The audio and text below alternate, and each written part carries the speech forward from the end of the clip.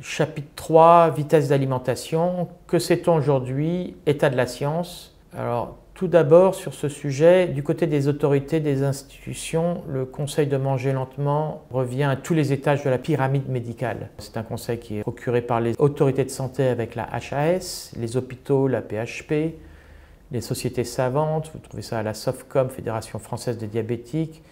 Et vous trouvez ça dans de nombreuses associations de patients comme l'AFA pour Crohn. L'enseignement, par contre, à l'exception de quelques détails sur la fonction des amylases salivaires, qui travaillent mieux avec une meilleure mastication, le sujet n'est pas enseigné.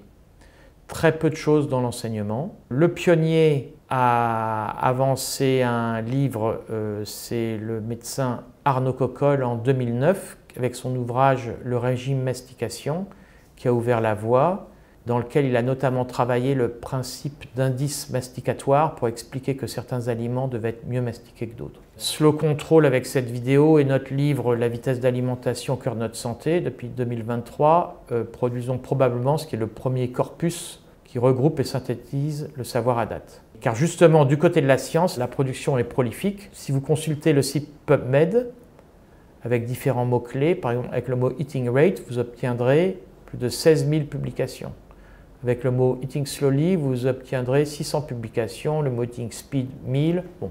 Nous devons être autour de 18 000 publications médicales à date en la matière. Si je vous donne des éléments de référence, le mot GLP-1, qui est un mot très à la mode, recueille 27 000 publications, le mot bariatrique 49 000. Donc on est sur quelque chose qui est quand même une matière solide, avec de la science bien documentée. Dans les grandes lignes, les publications ont débuté dans les années 80.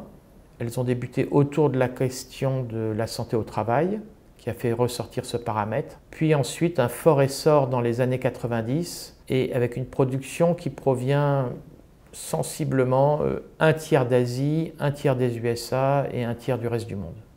Pour la couverture des publications, vous le verrez dans la suite de ces vidéos avec tous les chapitres par chapitre, mais on a un spectre de couverture très large sur les maladies métaboliques, les maladies digestives, et ça va toucher une cinquantaine de mots-clés autour de la nutrition.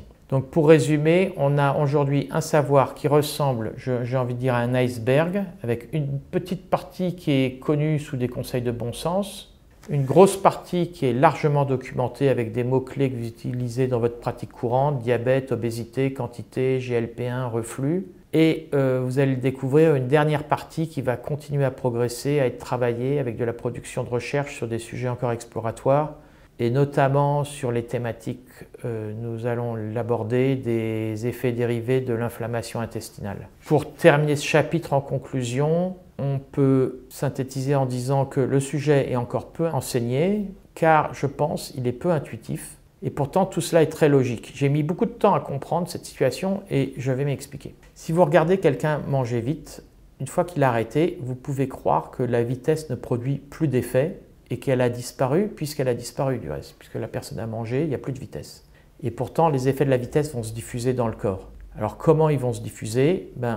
Il faut juste simplement comprendre que la vitesse va se diffuser en utilisant les voies naturelles que lui offre le corps. Les voies digestives vont permettre à la vitesse de se diffuser par la transformation de la matière qui transite et selon la qualité de la matière qui aura été travaillée dans la bouche. Les voies sanguines vont le permettre par le flux de nourriture qui doit arriver dans la grande circulation qui doit elle-même conserver une homéostasie des compositions chimiques. C'est-à-dire qu'il faut conserver une taux constant des composants du sang avec des arrivées de nourriture. Les voies osseuses par les effets des efforts contre efforts et les voies neurologiques par l'exposition des terminaisons nerveuses au flux de nourriture pendant la digestion. Donc nous sommes sur un sujet sérieux, nous avons beaucoup de sciences, de pratiques à découvrir dans cette formation. Les recherches sont documentées en description. N'hésitez pas à me dire en commentaire si vous voyez des points à discuter ou enrichir, c'est toujours très utile. Et j'espère vous retrouver dans notre prochaine vidéo. Je vous remercie.